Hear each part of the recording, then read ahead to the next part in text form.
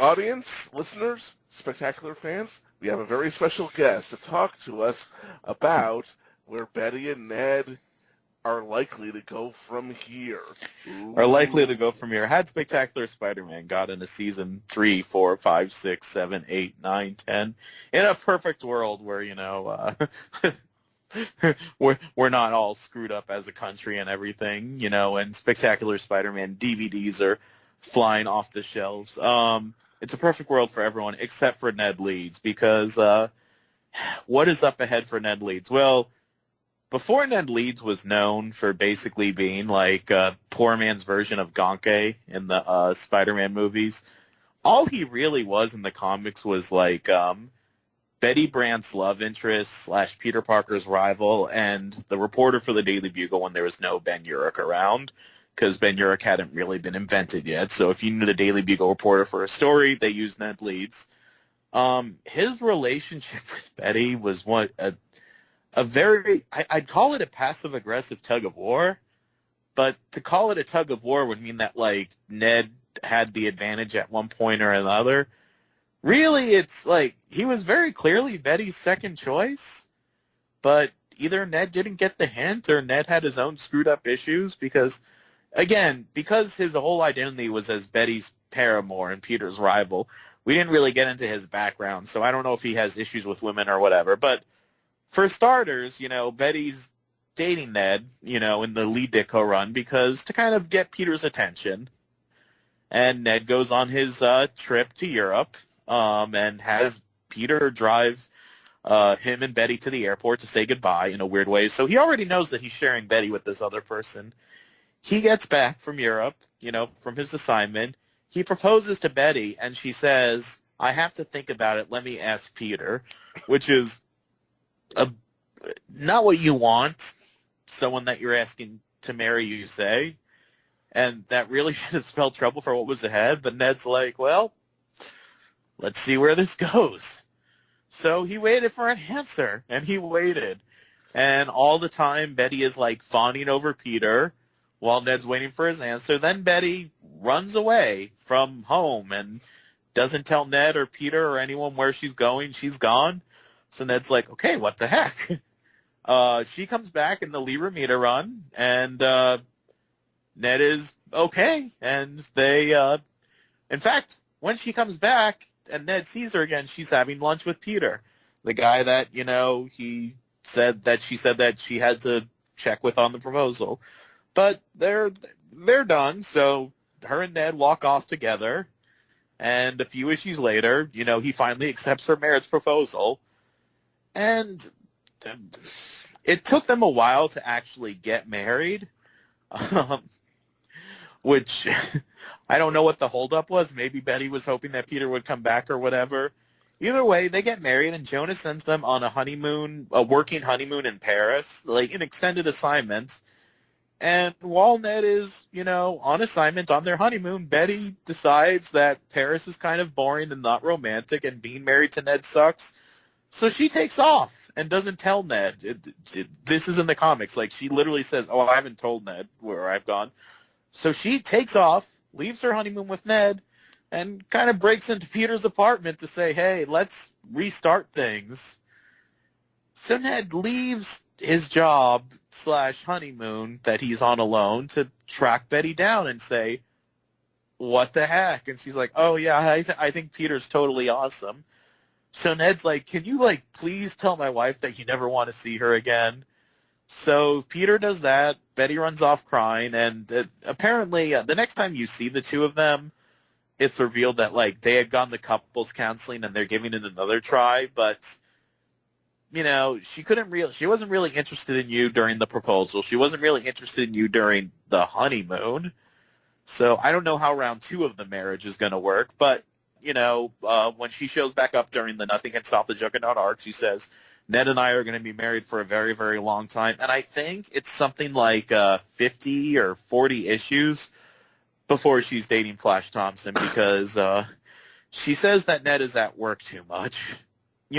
Work the same job that she has at the Daily Bugle, where, they would theoretically be seeing each other all the time, but that's not enough for Betty. it's not that Ned is like drinking or he's like this or that. It's like, and later there was some comics of Ned yelling at her, but that was after the whole like Flash thing. So like he wasn't abusive at that point. He wasn't anything. Betty's just like, well, this thing with Peter didn't work out any of the 5 times I cheated on Ned. So Betty, has an affair with Flash Thompson and does a very bad job of hiding it. Makes out with him in a football field. Spectacular Spider-Man issue 100. And when Flash is framed for being the Hobgoblin, which at one point, like, it was Ned that was behind that, but then they retconned it that it was Kingsley was the Hobgoblin. Betty's like, oh, the man I love is in jail. So one of my favorite scenes is Amazing Spider-Man 280.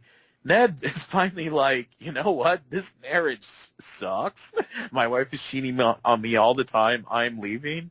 And as he's like leaving, Betty's like, where are you going? And he's like, Betty, your boyfriend's in jail and you still picked him over me. What the heck? Of course I'm leaving you. Tell you what, look me in the eyes and tell me that you love me. And she like looks down, kind of like, gets quiet. He's like, yeah, that's what I thought.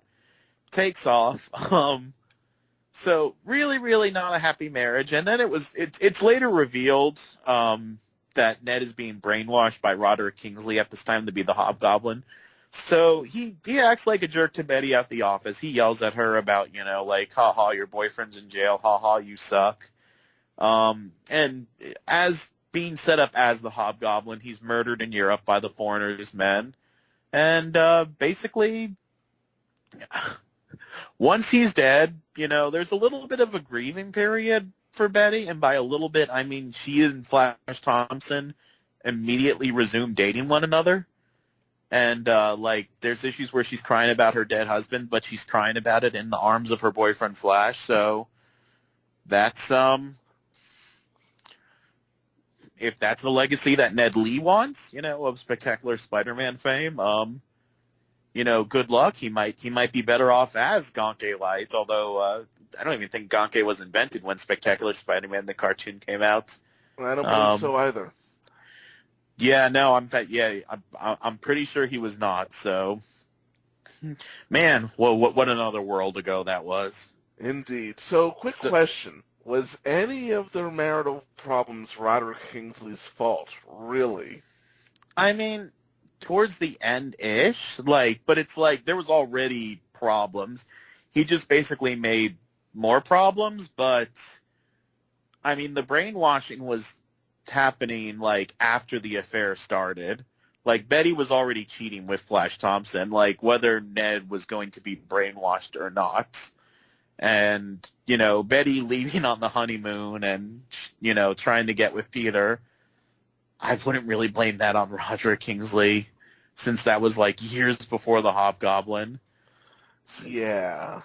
I mean, and in fact, if I really wanted to be mean, and I would have been meaner about this, 6 years ago, I would have said that, had Betty been a better wife, she would have known that her husband was brainwashed and done something about it, because, remember when Superior Spider-Man was happening, people were like, Mary Jane should know that it's really Dr. Octopus, so, we're going to say that, Betty should know that her husband's being, a brainwashed robot, but, I mean, I'll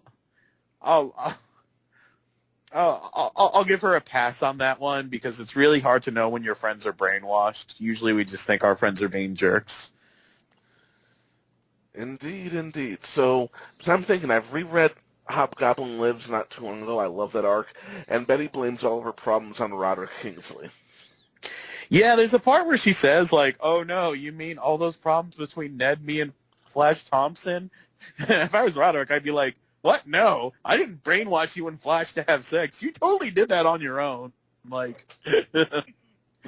And then, at the beginning of Hobgoblin Lives, she has a dream about, when Ned is leaving her in the taxi, and, she's look me in the eyes and say you love me. But in it, Ned's, a giant, and he's, chasing her, and he's, all scary. And it's that is not how the scene went down at all, Betty. Well, what happened and what she's convinced herself of, I mean, yeah, Betty on Spectacular seems to be a little bit nicer, but we spent so little time with her. Who knows, she might have this dark side behind closed doors.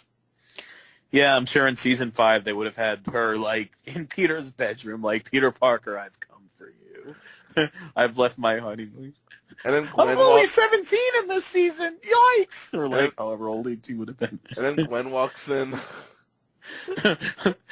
Aunt May, that would have been the even more awkward one. Peter, how could you? Like, Aunt Well, May, I swear, hey, you weren't a hooker. hey, Aunt May's been tried to break Peter up. Well, she did it successfully on this show, and as I recall, she spent a lot of time trying to break Peter and Betty up in the Lee Ditko run. Yeah, it was really weird, and like as much as like Betty's like messed up, like that was kind of two-faced of Aunt May because she would totally like hang out with Betty, have tea with Betty, but then when Betty leave the room, she's like, "Hey, Peter, you totally have to bang this Mary Jane chick." Anyway, I want to thank you very much for the history lesson, Mr. Bertone, and Ned, courage.